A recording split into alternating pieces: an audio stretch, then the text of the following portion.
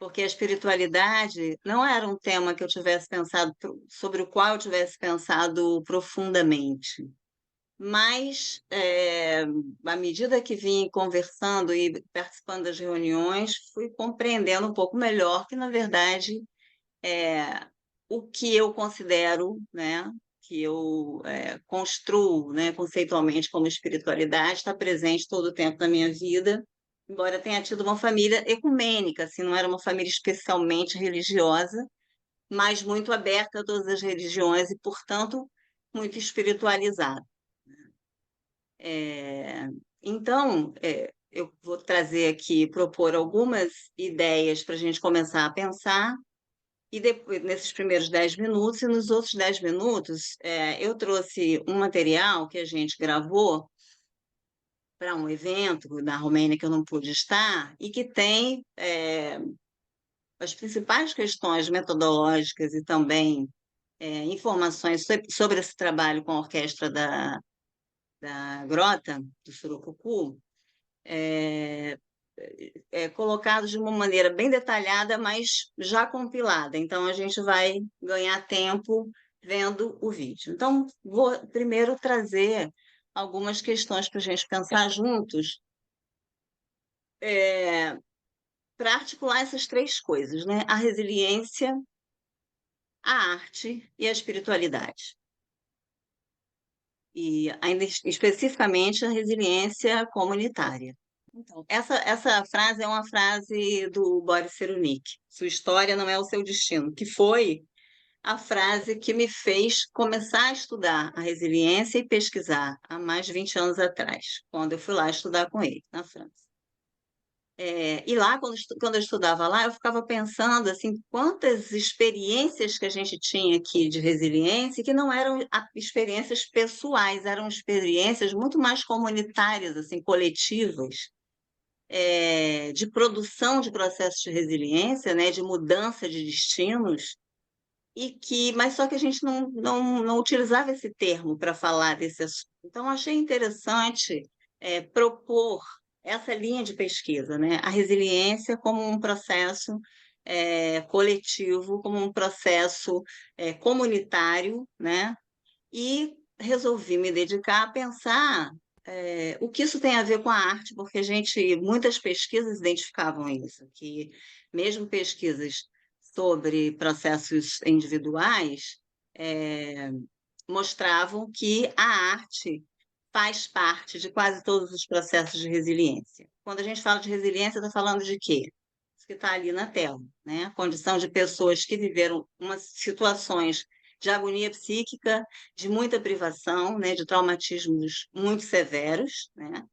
Eh Destinos para os quais a psicologia teria não um bom prognóstico, poucas esperanças, mas que surpreendentemente apresentavam a retomada ao desenvolvimento da vida, né.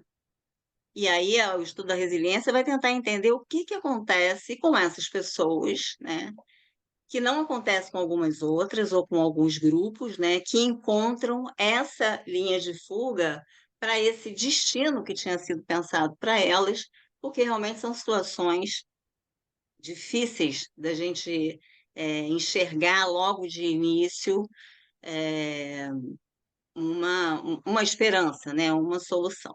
Então, essa frase é dele, né, são histórias de pessoas ou comunidades que encontraram uma saída para esse destino de insucesso previsto muitas vezes pela sua cultura, né, porque a gente tem uma sociedade muito estratificada em que, mais ou menos tudo funciona para que as classes continuem as mesmas e que continuem com seus mesmos destinos, né, com pouca mobilidade social, né. Eh, por um código genético, porque o Cyrulnik também se dedicou a trabalhar com os estudos da epigenética, que mostram que mesmo do ponto de vista genético, a gente tem mutações, né, mudanças, então assim, a ideia de que você tem um destino selado, né, que você tem, um determinismo que é definido pelo passado que você teve, de uma história difícil, né, ou de uma história de sequelas, já é muito contestado, mesmo pela ciência, né? O doutor Alberto pode falar melhor sobre isso, mas os neurocientistas já falam, inclusive o Boris Cyrulnik fala sobre isso, de resiliência neuronal, né? Quer dizer, mesmo que por causa de situações adversas, né, haja um dano cerebral para crianças pequenas ou para bebês, né, com a mudança do ambiente, a simples mudança do ambiente, das condições, né, de relacionamento e de sobrevivência daquelas crianças, com essa mudança, a própria conformação das sinapses, né, a possibilidade, inclusive, de novas sinapses e o retorno de funções de partes do cérebro que estavam já embotadas, é verificável por imagem cerebral. Então, a resiliência é um tema que me é muito caro, porque é um tema que devolve a gente, coloca de novo a gente numa possibilidade de mudança, né? Numa esperança que não é ingênua, né? Só que eu me interessei de pensar o que que nós podemos fazer com isso? Porque senão, se a gente pensar em resiliência como uma característica pessoal, não nos serve muito como profissionais, nem mesmo como pessoas interessadas, né, na transformação de situações adversas. Então, o que realmente me interessou pensar foi como é que o entorno, né, pode colaborar para que esses processos de resiliência se coloquem em curso. Por isso, eu decidi me especializar, né, me focar a minha pesquisa no que a gente denominou de resiliência comunitária. Mas, para pensar isso, eu quero trazer umas ideias para a gente pensar junto, porque eu cheguei à conclusão que, na verdade, toda resiliência é necessariamente comunitária. Pode Exatamente. passar. Mas eu queria, quem estiver vendo, queria que me dissesse o que está vendo. Resiliência, encontro com o inesperado. E a imagem, o que que é? Eu vejo várias faces compondo a árvore, assim, vários perfis, vários rostos se encontrando. Já viu Estou direto. vendo a Todo árvore. mundo está vendo? Estamos. Não, eu Tô vejo só vendo. a árvore. Dependendo da maneira como a gente se coloca, né, para enxergar essa foto, né, se o fundo for o branco, a figura é uma árvore seca. Né? E se a gente se reposicionar, e isso o nosso cérebro faz ativamente, para pensar o preto como fundo, aí aparecem vários rostos. São 13. Depois eu posso disponibilizar para vocês olharem com calma em casa e contarem os 13. E eu acho essa imagem muito interessante para pensar a resiliência, né? Que é ali onde você está vendo uma árvore seca, ou seja, você não está mais vendo vida, na verdade ela é uma árvore de rostos. E basta uma mudança da sua posição, da maneira como você olha para essa imagem, para que você veja uma coisa ou a outra coisa. Né? Pode passar.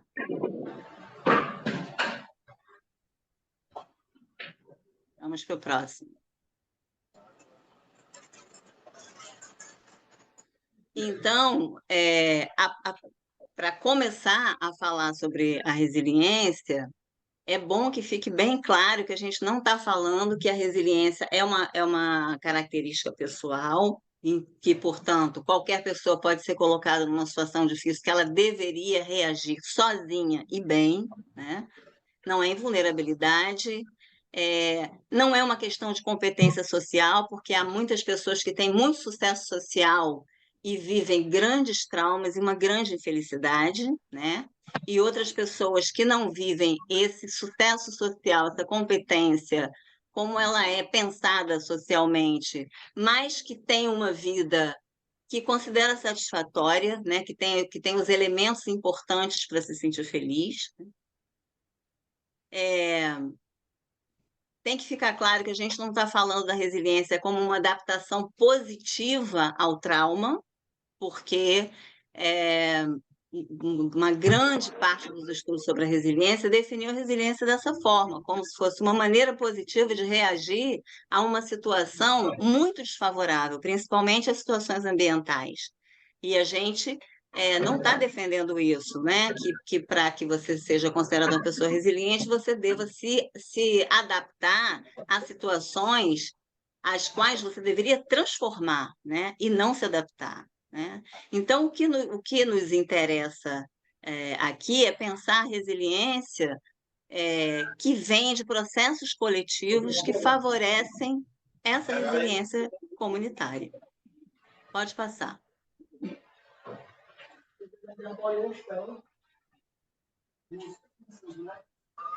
Quando a gente fala de coletivo, né, o coletivo não é apenas uma ideia etérea, né? Uma ideia teórica, né?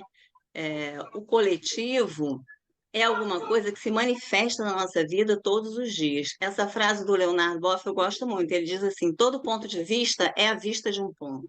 Então, o ponto do qual você parte para pensar o mundo faz muita diferença em relação às suas ações no cotidiano nesse mundo. Né? Então, o ponto de partida impacta muito o ponto de chegada. E por isso que eu estou trazendo essa ideia da gente pensar o que a gente chama de coletivo, o que chama de individual. Pode passar.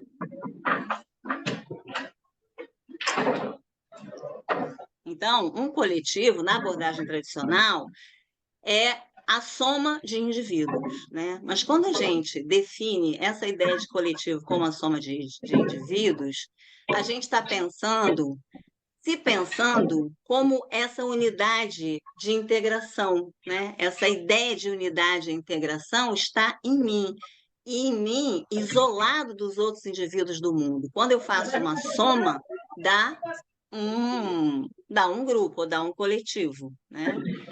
Essa é a visão Sandra, eu queria tradicional para a qual... só pedir às pessoas, Félix, desliga o teu microfone. Vocês desligaram o microfone, que a gente fica ouvindo todos os ruídos. Eu estou vendo aqui que o Félix, no carro dele, desliga só o microfone. A gente ouve toda a zoada do entorno. Só o microfone para desligar. Conseguiu, Félix? Consegui. Mas não apareceu aqui ainda não. Ah, agora sim. Obrigado. Então, quando eu penso assim, que isso que eu estou pensando como coletivo é uma soma de pessoas, né? Um exemplo legal para pensar esses dois pontos de vista é a gente pensar como é que a gente dá o nosso endereço, né? Eu estou aqui em Niterói, na Praia das Flechas.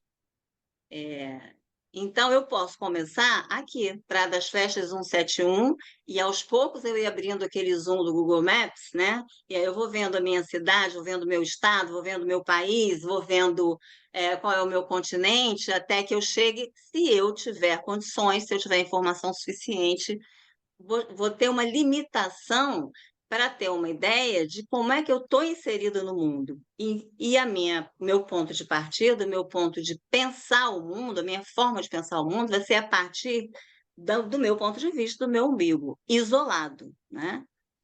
E nós somos pressionados a pensar assim.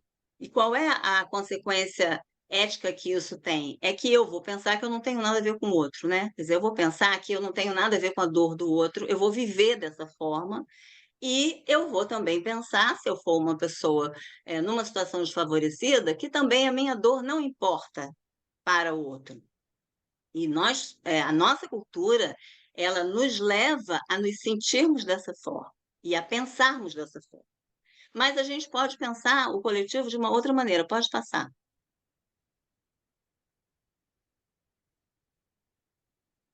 Essa frase do Beto Guedes eu gosto também, né? Ele diz assim: mesmo que você some, 1 mais 1 é sempre mais que 2, né? Quando você junta duas pessoas, tem uma terceira ou muitas outras coisas que acontecem. Então, eu prefiro essa ideia de pensar o meu endereço, começando pelo planeta. E aos poucos eu vou trazendo o zoom aqui para minha casa, de modo que quando chega aqui na Praia das Flechas 171, eu não tenho nenhuma possibilidade de me ver como alguém que não tem nada a ver com o resto. Eu me vejo, e eu acho que isso tem muito a ver com a experiência da espiritualidade. Você se sentir parte de um todo, né? De um todo de pessoas, de naturezas, de matérias, né? De bichos, né? Ou seja, uma visão ecológica do que é esse coletivo. Então, não é a soma dos indivíduos que já são uma unidade, que já têm uma personalidade, que vai produzir esse todo. É o contrário, é essa mistura, essa rede de elementos que são de gente, de bichos, de natureza, de matéria, que dependendo de como essas forças vão se juntar, né, a gente vai resultar, né, numa possibilidade de potência, né, de expressar nossa singularidade, de fazer escolhas, ou para as populações que são excluídas, não. Essas escolhas elas são bem mais limitadas, né, e as possibilidades de expressões da sua singularidade serão também. E eu estou querendo pensar com vocês a espiritualidade nesse sentido, né? Quer dizer, nos momentos em que a gente pode se sentir parte desse planeta e uma parte que importa. Pode passar. Então, esse coletivo pode ser pensado dessa maneira que eu estou dizendo, né? E isso me dá essa experiência de pertencimento e o meu comprometimento ético com a dor do outro, além da sensação de pertencer à comunidade do planeta. Então, a ideia que eu estou tentando propor, que eu estou querendo trazer aqui para vocês, é que essa experiência da espiritualidade, ela é necessariamente uma experiência comunitária nesse sentido, de você se sentir fazendo parte da comunidade do planeta. Ela pode ser uma experiência solitária, né? Ou individual, né? Há experiências de espiritualidade em que você não está no meio de um monte de gente, mas a experiência é de pertencimento, né? Por isso eu estou chamando de comunitário, né? Você pode estar numa ação comunitária, fazendo sopas e distribuindo para as pessoas menos favorecidas, e aquilo ser uma experiência que está apenas aplacando a sua culpa de ter mais do que os outros, e depois você termina aquilo ali, vai embora e resolveu sua vida. Então, você pode ali estar vivendo, sim, uma experiência que é com outros, mas ela não é verdadeiramente uma experiência comunitária e nem de comunhão espiritual, né? Então, a gente pode muito bem viver essa experiência de comunhão, né, e de comunidade em comunidades que às vezes são provisórias, como na terapia, a terapia comunitária propõe isso, né? Você constrói ali temporariamente uma comunidade. E por que funciona? Porque todos estão sintonizados, né? Enquanto que tem outras comunidades que se organizam historicamente como comunidades, mas você não vê essa experiência, né, comunitária. Vamos lá, pode passar. Agora, então, o que eu fiquei pensando foi isso, assim, o fato da gente viver numa sociedade que nos pede, né, que nos demanda uma vivência individualista, né, nos dificulta muito essa experiência de pertencimento, né, e de comunidade, que eu estou chamando de uma experiência espiritualizada, né? E a gente tem muitas consequências disso, né, dos modos de sociabilidade contemporânea. Uma delas é que a gente vai desenvolvendo uma certa insensibilização, né? Porque a gente recebe tanta informação, é tão invadido, que a gente é capaz de passar pela rua e ver uma família em dificuldade na calçada e passar direto para não se atrasar para o trabalho ou para a aula. Nós todos somos capazes de fazer isso, porque precisamos, de alguma forma, de uma defesa que é um pouco inconsciente, para que a vida tenha um ritmo, né, cotidiano. Então, essa desensibilização acaba produzindo a necessidade. Aí eu lembrei do nosso colega que veio falar sobre as noções de self, né? O Winnicott chama que quando você tem que se adaptar passivamente a uma invasão, a uma imposição, né, do ambiente para a qual você não pode viver com autenticidade, ele diz que a gente vai construindo uma espécie de falso self. Não é falso no sentido de não ser verdade, é falso no sentido de você não poder ser autêntico. Ele diz assim, uma criança que vai construindo ali o seu self, ela precisa de uma adaptação ativa do ambiente para que ela vá construindo esse self, esse eu, que é autêntico, que responde com espontaneidade, né? E quando você recebe muita pressão, no caso da nossa sociedade, a gente vai construindo, né, o que ele chama aí de falsos selfies. E o corpo vai produzindo essa insensibilidade e também vai produzindo o que a gente chama de violência, né? Quer dizer, poucas formas de mediação, então quando você reage, reage de uma forma conturbada. Não só, então, basta a gente ver todos os níveis, né, de violência social que a gente está vivendo, de violência contra as mulheres, de violência contra os transgêneros, de uma maneira que muito nos impacta, né? Mas que não cessa de aumentar, né? Então, assim, eu estou propondo é que a gente vive um modo de sociabilidade no mundo contemporâneo, principalmente nas grandes cidades, mas com a hiperconectividade também nas pequenas, né? Que tem tantos poucos espaços de escuta e mediação que nós nos tornamos seres reativos e muitas vezes violentos. Pode passar. Se tu for passar o vídeo, tem que apressar um pouco mais, que a gente, 8 horas, às 18 horas, a gente para. Então, eu vou apressar bem rapidinho agora. Então, essa religação, né, que tem a ver com a palavra religião, quer dizer, ela se torna necessária, né? A religação com essa possibilidade de se sentir parte, de se sentir pertencente. A religiosidade e seus rituais nos trazem isso, né? Para algumas pessoas é isso que funciona, e elas todas têm rituais que têm a ver com a arte também, que são cânticos, canções, mantras, Movimento. rituais que trazem um certo ritmo, um certo estado, né, de consciência que dá uma conectividade entre as pessoas que estão ali. Outras pessoas vivem isso com a natureza. Eu, por exemplo, vivo muito isso com o mar. Eu me sinto no mar como eu acho que muitas pessoas se sentem numa igreja. Pode passar. E a outra forma pode passar. E a outra forma de lidar com isso é o contato com a arte, porque a arte ela tem uma possibilidade de expressão de coisas que a gente nem consegue dizer. E para as coisas traumáticas, né, que são muito difíceis de dizer, a arte participa de uma forma muito importante, porque ela trata as emoções e os afetos e as sensações sem ser com terapia. A gente vê que na terapia comunitária, quando fica muito complicado, quando fica difícil, né? Alguém chega com uma piada, alguém chega com uma música, alguma coisa que faz um tratamento que não é da ordem do racional, né?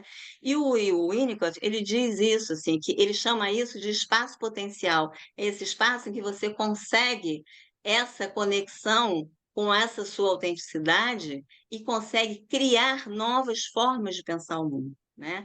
Então, para que... E aí eu fiquei pensando como é que é isso no meu trabalho, né? E me dei conta que quase todas as situações em que eu trabalho na clínica e na formação também de profissionais, a forma de ter acesso a essa dimensão que eu estou chamando de espiritual, né, e que o Winnicott chama do espaço potencial, essa dimensão de uma conexão e de criação, ela sempre passa pela arte, porque essas formas de religação, elas são sempre formas de sensibilização. Então, pode passar. Na terapia comunitária, eu já falei, e na formação de profissionais de saúde, pode passar. Pode passar. Na formação de profissionais de saúde, a gente trabalha bastante com experiências artísticas, com diversas linguagens. Aqui a gente está vendo profissionais que trabalham no pré-natal e que depois fazem essas oficinas com as gestantes num trabalho de prevenção à violência, porque ali você consegue abrir um campo de sensibilização e um espaço de escuta também. Pode passar. Aqui é uma turma de formação de professores, em que a gente também faz várias oficinas com argila, ali tem uma oficina de fotolinguagem, em que essa turma, por exemplo, foi uma turma que chegou muito machucada da pandemia, as primeiras aulas eram assim, traumas incríveis, e que, à medida, ao decorrer das oficinas, no final do curso, a gente não fez uma terapia, mas a gente tratou pela arte. Pode passar. E o vídeo que eu quero passar para vocês é sobre o trabalho da Orquestra de Cordas da Grota, né? Que constrói ali naquela comunidade, isso está explicado no vídeo, uma forma de experiência da comunidade, experiência do comum, que faz com que muitas daquelas pessoas que vivem um traumatismo, que eu chamo de insidioso, né? Porque é um traumatismo tão cotidiano que você banaliza, passa a não enxergar, né? E fica natural, mudou a vida de muitas pessoas e deu possibilidade da gente se aproximar e também ajudar a cuidar. Então, pode passar o vídeo. Depois a gente fica com meia horinha para conversar.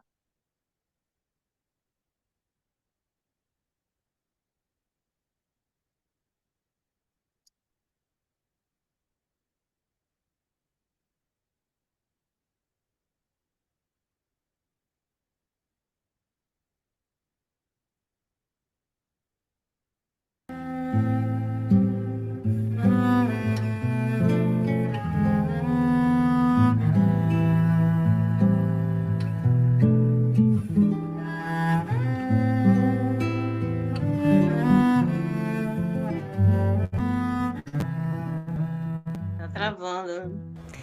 O campo contemporâneo das ciências da saúde, das ciências sociais e do desenvolvimento humano já superou a abordagem sobre a resiliência como uma capacidade psicológica interna, individual, referida à invulnerabilidade ou à simples habilidade de adaptação positiva à adversidade ou ao trauma. As experiências de resiliência são hoje compreendidas como um processo relacional e multideterminado. E as pesquisas avançam na direção de cartografar as condições que participam de contextos de risco, assim como as estratégias e intervenções ativadoras de contextos de proteção. Este enfoque nos permite evitar duas armadilhas metodológicas. A primeira seria de considerar o desenvolvimento de habilidades individuais de criatividade e resistência como solução para o enfrentamento de adversidades construídas por circunstâncias sociais, culturais e políticas. Pesquisar este tema num país como o Brasil, por exemplo, nos exige correlacionar o estudo com nossas características socioculturais. A situação de desamparo social e econômico encontra boa parte de nossa população faz parte dos reflexos atuais, étnicos, sociais e econômicos de nossa história de país, fundada em dois grandes traumas sociais, a colonização e a escravidão, que produziram um desenvolvimento marcado pela estratificação da população e pela extrema desigualdade na distribuição de renda e no usufruto de direitos sociais. Esta realidade de precariedade, vivida inclusive por expressiva parcela dos profissionais de saúde e educação no âmbito público, produz não uma situação traumática pontual, mas uma rede de microtraumas cotidianos, agravados pela banalização e pelo sentimento de impotência que um cotidiano de extrema adversidade provoca. Esse traumatismo insidioso expressa-se com frequência pela violência social, sintoma para o qual o tratamento policial ou medicamentoso acaba por incidir na vítima a responsabilidade pela superação de um efeito produzido historicamente e coletivamente. Práticas de acolhimento em contextos relacionais comunitários, em que o sujeito vitimado pela experiência traumática encontra a consistência afetiva e objetiva para restaurar sua força vital, tem se revelado, como vemos nos trabalhos dessa mesa, eficazes estratégias para antagonizar com as marcas traumáticas, produzindo marcas de resiliência e provocando uma reação ativa e não uma adaptação passiva. Nos esforços de construção dessa resiliência comunitária, a estratégia de intervenção que propomos, portanto, é necessariamente coparticipativa, envolve a negociação de saberes com as populações atendidas e dirige-se às estratégias de solidariedade e empoderamento produzidas pelas práticas relacionais no cotidiano da própria comunidade. Neste ponto, chegamos ao enfrentamento de uma segunda armadilha metodológica, a de identificar situações de populações em contexto de risco social, originado pela desvantagem socioeconômica, apenas com a situação de vulnerabilidade, de carência afetiva e de desestruturação familiar, o que acaba por impactar a intervenção dos nossos profissionais de saúde por uma espécie de patologização da pobreza, que limita a análise de possibilidades de construção de resiliência desses grupos.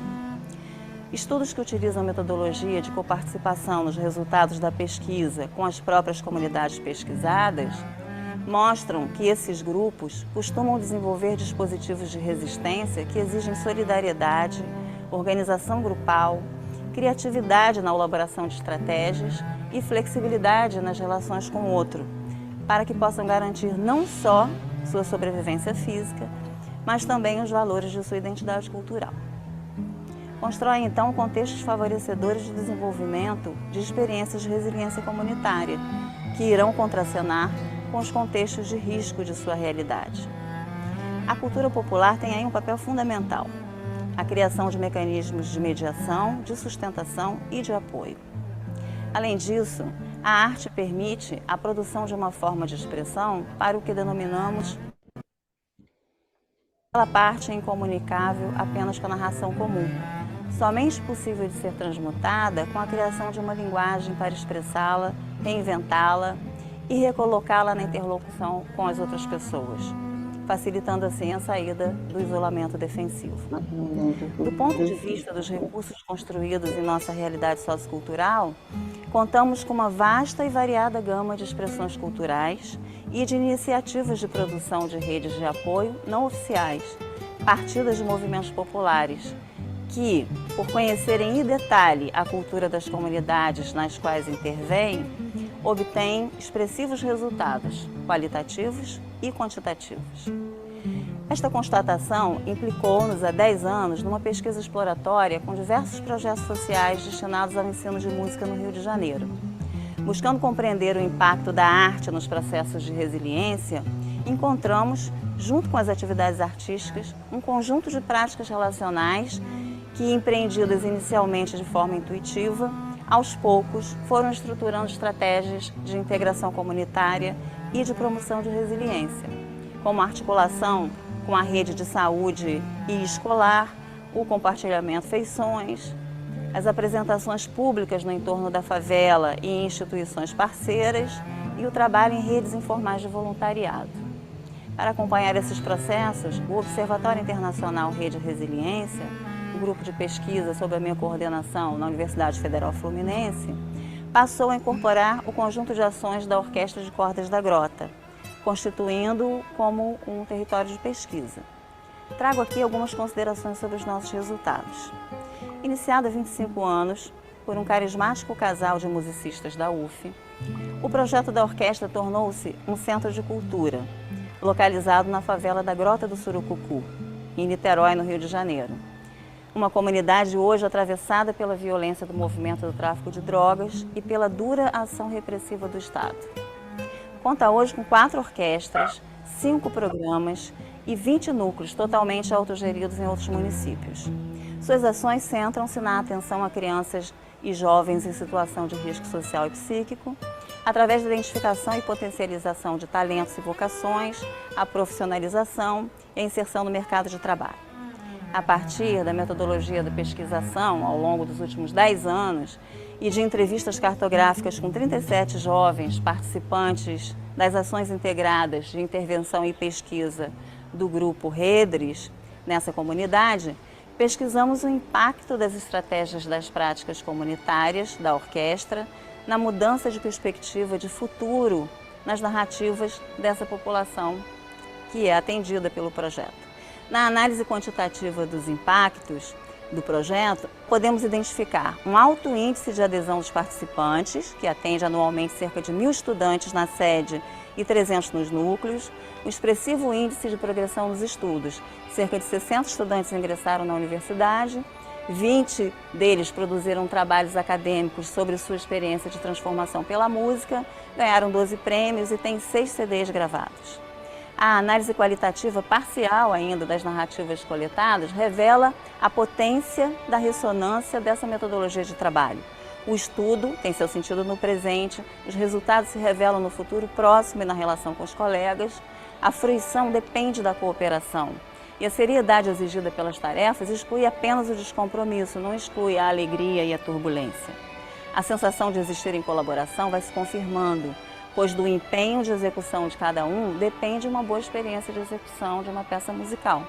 A vitalidade, a beleza, a partilha do sensível e a aposta nos êxitos são convocados cotidianamente. Mais do que uma oportunidade de trabalho e estudo futuro ou um exemplo individual de superação a ser rapidamente consumido pela mídia, eles experimentam uma mudança na sua posição subjetiva diante do mundo. Talvez o que possamos chamar hoje de empoderamento, a transição de uma posição de assujeitamento ou passividade para uma posição mais ativa e autônoma diante dos entraves da vida.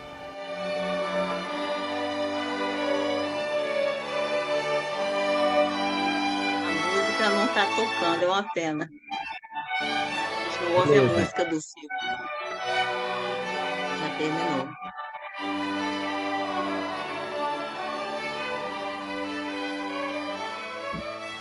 Mas eu vou disponibilizar depois. Ok. Então, professora Sandra, eu queria lhe agradecer pela sua brilhante apresentação. A gente pode voltar agora às carinhas todas, assim a gente pode se ver melhor. Pela maneira como que você apresentou, com muita clareza, esse conceito de resiliência, que às vezes a gente pensa que eu sou uma pessoa resiliente. Ninguém é resiliente sozinho. A resiliência tem a ver com o que acontece no entorno, a ser capaz de ver nos acontecimentos uma oportunidade e não um fracasso. Muito mágico, né?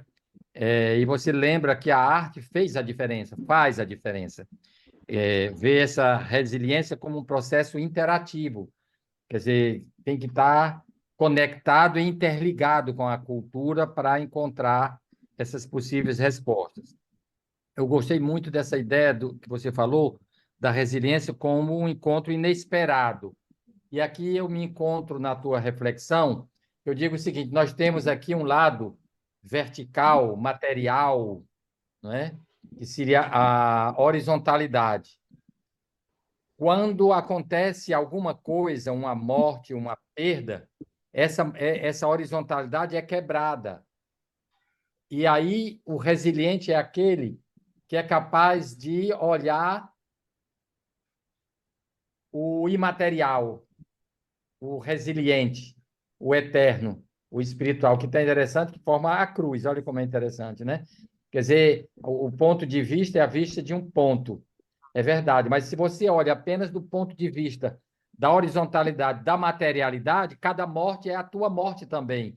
Cada fracasso que você assiste é o seu próprio fracasso. E essas pessoas resilientes são capazes de, na hora que há uma descontinuidade no horizontal, ele entra no vertical e começa a ressuscitar os valores que aquela falha assinala. Eu não vou falar muito, não, que eu vejo que tem muita gente, hoje chegamos a 80 pessoas participando. Eu deixaria a palavra... Só para completar seu raciocínio, eu dei o nome dessa apresentação de Continuar a Nascer, que eu acho também uma imagem bacana para a resiliência que eu construí junto com o Boris Cyrulnik. Essa ideia de que a gente tem essa possibilidade, né? Que é continuar a nascer não na materialidade, mas a nascer no significado, naquilo que aparece como vertical. Então, quem gostaria de fazer algum comentário? Estou vendo aqui que a nossa amiga Isabelle de Lisboa está aqui presente, que também trabalha nessa área. Quem tem alguma pergunta a fazer, que seja rápido, porque nossos minutos são meio contados, ou algum comentário a fazer. É só levantar a mãozinha, que a gente... Estou vendo a Débora. Vamos, Débora, Então, partindo do pressuposto que toda criatividade ela brota de uma liberdade de expressão e analisando, né, o trabalho dentro de uma comunidade e sabendo das precariedades, né, e das negligências que eles são assistidos, como desenvolver essa liberdade diante de tanta dor que muitas vezes aquelas pessoas que o indivíduo passa, né? Então, como desenvolver essa liberdade para essa capacidade de expressão? Ela falou uma coisa muito importante aí sobre a alegria e a felicidade. Aí, embora o Ok. sofrimento venha, mas essa necessidade está viva dentro de cada um. É, é, a resiliência fala disso, né? De um paradoxo, não é uma contradição que a gente supera, né? Eu gosto de pensar a resiliência como a construção de uma capacidade de enfrentamento dessas dificuldades. Assim, superar, eu não sei se dá para falar isso, né? Para algum trauma ou para alguma adversidade. Mas o que acontece com aquela comunidade é que, a partir do trabalho da orquestra, as pessoas se encontram ali, as crianças vão para estudar, mas eles fazem comida lá também. Tem uma comunidade que se faz naquele espaço. E é essa consistência, a regularidade, eles sabem que todo sábado vai ter ensaio, né? Então, um deles um dia disse assim: às vezes eu me sinto um pato quando eu não estudo, porque quando eu chego lá no sábado eu não consigo tocar com meus colegas, né? Então, a resiliência fala exatamente desse paradoxo, assim, é que você não precisa superar a dor para viver a alegria, né? Porque a tristeza é um sentimento que submete, né?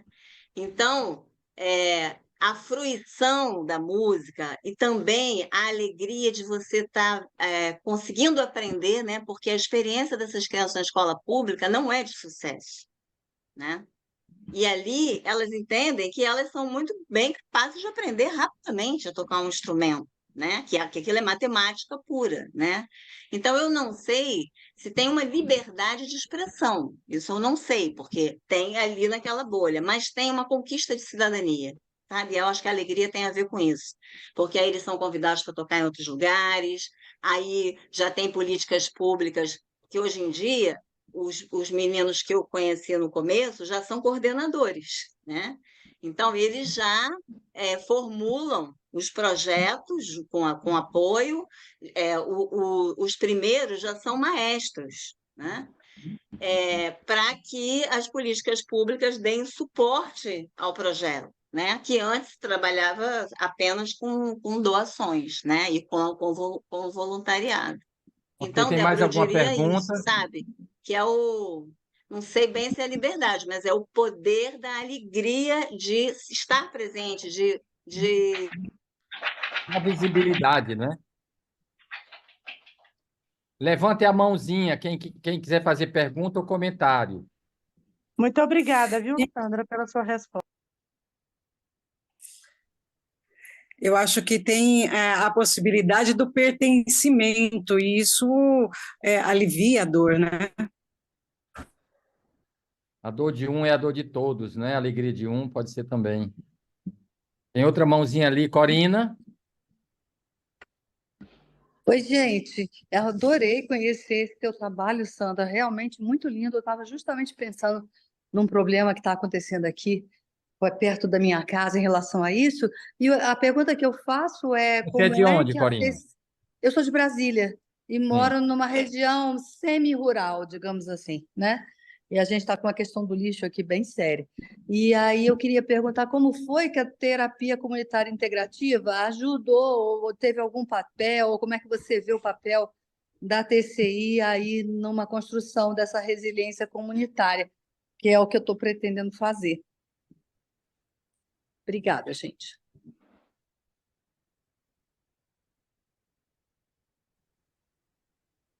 Que? É Eu acho que Game. a Sandra caiu, eu acho. Ela foi abduzida. Acontece. Esse mundo Mais algum virtual, né? comentário ou pergunta? Estou achando que a Maria de Lourdes está doida para fazer uma pergunta, mas não tem coragem. Vai, Maria de Lourdes. De Brasília, já que já estamos em Brasília. Liga o microfone. Sim, você. Seu microfone está desligado, Lourdes. Seu microfone está desligado, Lourdes.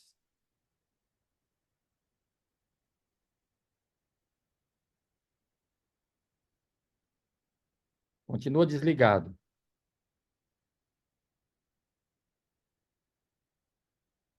Microfone.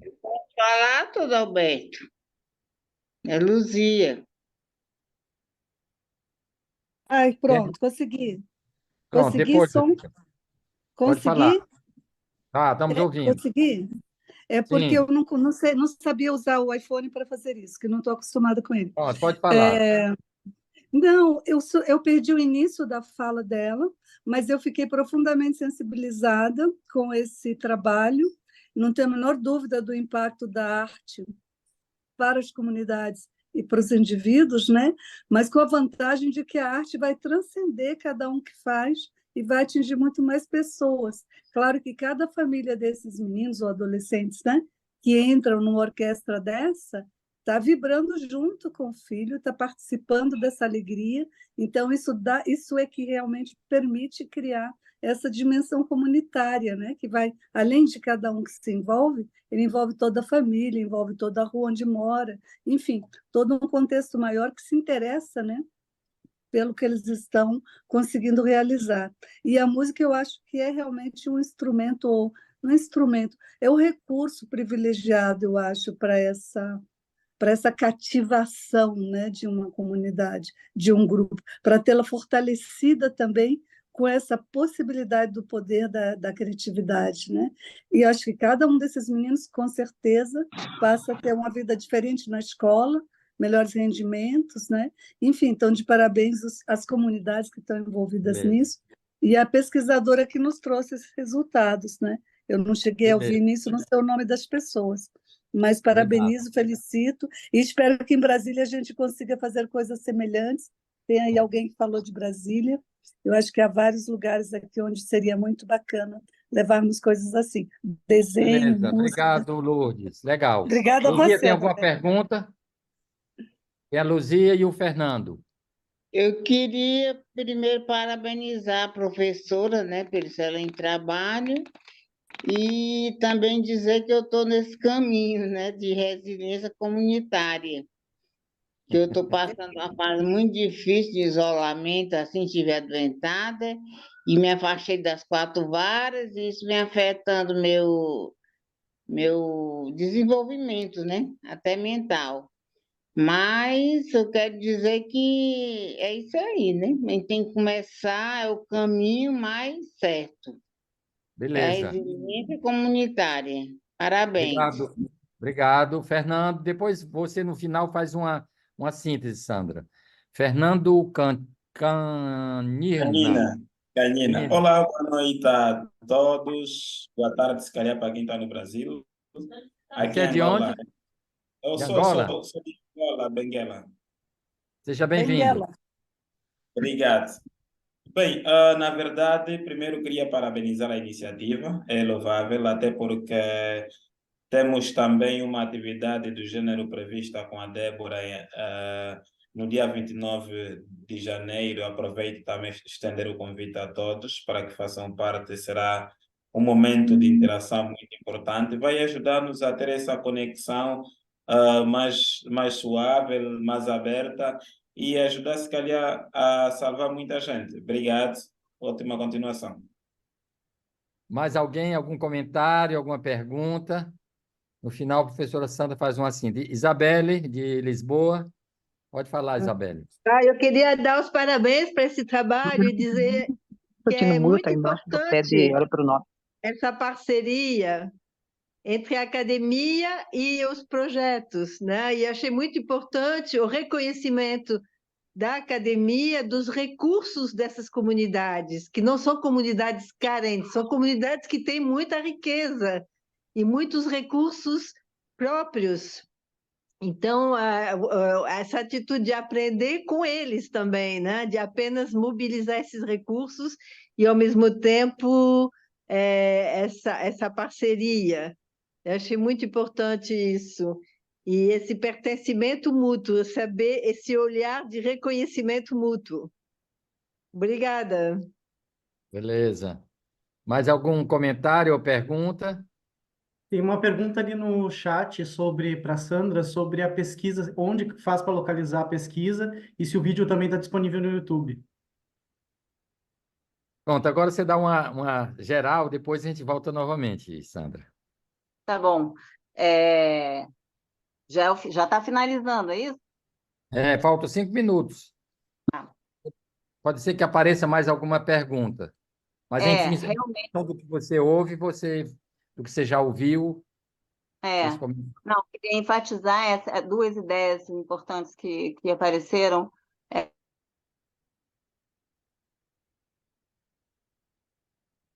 Acho que foi abduzida de novo. Mal. Sandra, ninguém está lhe ouvindo. Não? É porque aqui Não. caiu um temporal, a internet está instável aqui no Rio. Pois agora estamos ouvindo. Então, essa ideia de que termina envolvendo a comunidade e também outras atividades, né? Porque tem outras atividades que essa orquestra ela se tornou um centro cultural, né? Onde outras atividades acontecem também, inclusive um pré-vestibular comunitário. Então, a outra ideia é essa, que assim, envolveu também a comunidade acadêmica, né? Então, o fato da gente estar trabalhando lá em projetos de extensão, né? E de pesquisa, fez com que eu tivesse também a ideia de trazê-los para a universidade, né? Então, no começo a gente fazia os trabalhos todos lá no Centro Cultural deles, na favela, e depois eu achei que a gente devia usar o dispositivo da universidade, e aí as crianças foram para lá, né? Os jovens saíam da escola e iam direto para lá, tinham carteirinha para comer no bandejão, então se sentiam universitários, e depois eu soube que o fato deles estarem ocupando aquele espaço público que eles não vivem como um espaço que poderia ser para ele, né? Fomentou esse desejo de estar na universidade. E eles passaram a frequentar o pré-vestibular comunitário da própria universidade. Hoje tem muitos na universidade, né? Coisa que na família deles eles são os primeiros, nunca imaginaram. Então, essa perspectiva de futuro, né, de um futuro diferente do que é o presente dos pais, que é um resultado de grande impacto realmente nessa comunidade, em outros projetos também que a gente vê. E eles, então, fizeram outras iniciativas ligadas a esse central, foram feitas em outras cidades aqui perto. Então, eles têm outros 20 núcleos com o mesmo tipo de trabalho. Sim, o vídeo está disponível no YouTube? O vídeo está disponível, mas eu vou fazer um canal para ficar disponível. Mas a gente pode colocar no YouTube, no canal do Cabsim. Cabsim, certo. Vou colocar lá esse vídeo e eu vou colocar um outro também, que é um vídeo produzido pela TV francesa, mas está com legenda em português, que é um documentário sobre eles. E é lindo. É uma coisa maravilhosa. Ele já é um pouco antigo, mas ele é muito bonito, sobre o começo ali, né? E nós temos o acesso aos dados da pesquisa. Tem 3 artigos sobre esse assunto, da minha autoria, então eu também posso disponibilizar. Um deles está saindo, que é... Nossa, foi ela de novo. Doutor Adalberto, Sim. O Fernando, ele é líder de uma associação de jovens universitários que ajuda lá no país dele, né? Ele tem buscado bastante ajuda e recursos. Eu queria pedir a todos aqui que puderem, né, principalmente o senhor, a Sandra, que puderem dar um apoio para ele, trazendo essas ideias, trazendo essas inovações, porque é um pessoal muito bacana e que eles precisam muito dessa ajuda e eles têm muitas boas intenções. Então, eu comecei fazendo meu trabalho aí de terapia comunitária com eles, mas acredito que, de repente, nada é por acaso, pode ser só o começo de toda uma projeção para lá também, né? Ah, Eu queria fazer um pequeno comentário. Dentro das leituras, das explicações sobre a esquizofrenia, né? Nós temos aquelas explicações genéticas, biológicas, bioquímicas, mas tem uma que é da teoria da comunicação, que ele diz o seguinte, foi o Bateson que definiu bem isso. né? Que o indivíduo que vive numa comunidade, numa família, onde a comunicação é contraditória, confusa, a tendência dele é tornar-se também confuso e contraditório. Então, que eles falam do double bind, né? Ou os franceses chamam de double lien, ou que nós chamamos aqui no Brasil de a dupla comunicação. Você diz uma coisa gestualmente e o seu negativo. Então, as pessoas que vivem nesses ambientes dessa comunicação conturbada tenderiam a ficar confusos como é o meio ambiente. Uma vez perguntaram ao Bateson se necessariamente todos seriam esquizofrênicos. Ele disse não. Ele disse uma coisa que eu acho muito interessante. Uma pessoa que vive num ambiente de double bind, de dupla comunicação, tem pessoas que aprendem a ver na dupla comunicação, ele passa a ter um double take. Então, uma folha que cai não é apenas uma folha que cai. Pode ser uma melodia, uma música, algo criativo. Então, ele dizia que, nesse contexto, pode nascer um grande artista ou o esquizofrênico. Então, isso é muito interessante, porque, nesse ponto de vista do encontro, da leitura, quer dizer, em um mesmo contexto, existem pessoas que são capazes de olhar e ver na confusão uma melodia ou uma inspiração para uma arte, para uma pintura, para alguma coisa, enquanto outros não conseguem avançar, que seriam os idiosincrásicos, né? Aqueles que é aquele louco que fala de uma coisa que ninguém entende. Então, é muito interessante de ver na minha prática. Desculpa. Na minha prática psiquiátrica, muitas vezes eu fui fazer atendimento a domicílio, muitas vezes eu cheguei, enquanto eu esperava para atender a pessoa que estava no seu quarto, eu via na sala desenhos fantásticos, eu fiquei impressionada. Quem é esse artista? E a mãe, quando chega, diz: eu tenho 2 filhas, uma é artista e a outra é esquizofrênica. Então, eu vi na teoria o que acontecia na prática, enquanto uma foi capaz de ver naquelas contradições, naquela confusão, ser criativo, dar uma dimensão resiliente naquilo, outra não conseguiu, e são esses que são grande minoria. E, para terminar, Sandra, você quiser fazer a sua fala final, tem 2 minutos. É porque na hora que você estava falando, você caiu, e a gente não ficou mais... É o temporal aqui, né? Falar que esse artigo sobre a música e a resiliência comunitária está saindo agora pela EDUF, o livro deve ser lançado no mês que vem, aí eu dou a notícia aqui. E a outra coisa que eu estava querendo dizer é isso, assim, é que eu estou convencida, né, de que essa coisa que determina que um vai para um lado, outro vai para o outro, tem muito a ver com o que acontece também em torno, né, Adalberto? Porque é a mesma família, mas a mãe não é a mesma mãe de 2 pessoas diferentes, né? Ela tem mais afinidade com outra, ou o pai, mesmo as outras coisas que acontecem no entorno. Então, assim, a nossa responsabilidade, né, como pessoas que trabalham nessa área, de ser esse contexto de proteção, né? De ser essa rede, que pode ser uma rede para uma pessoa de enlouquecer. Porque o enlouquecimento ele tem a ver com uma sensibilidade que não pode ser acolhida no mundo, né? Então, como não é acolhida, vira loucura, né? A gente lá mesmo no projeto, assim, os mais velhos contam, eu tinha que tomar conta do meu irmão, aí eu carregava ele para lá, ele era obrigado a ficar lá sentado ver eu dando aula. Ele ficava chateado, mas eu não queria deixar ele na rua, porque eu sabia que tinha um movimento do tráfico ali que era perigoso, né? Chamarem ele. E o garoto, de tanto ir a contragosto, ia só por causa do lanche, muitos deles acabaram tomando gosto, porque aí ficou vindo, né? Tem um outro ambiente sensorial mesmo, né? E de ficar ali ouvindo, de vendo as pessoas gostando daquilo, acabaram sendo mordidos, né? Pelo gosto pela arte. Isso às vezes salva da loucura. Beleza, então queria obrigado a todos pela participação. Na segunda sexta-feira do próximo mês, cada mês nós temos um tema. Eu acho que no próximo a gente vai falar um pouco sobre o Cronos e o Kairos.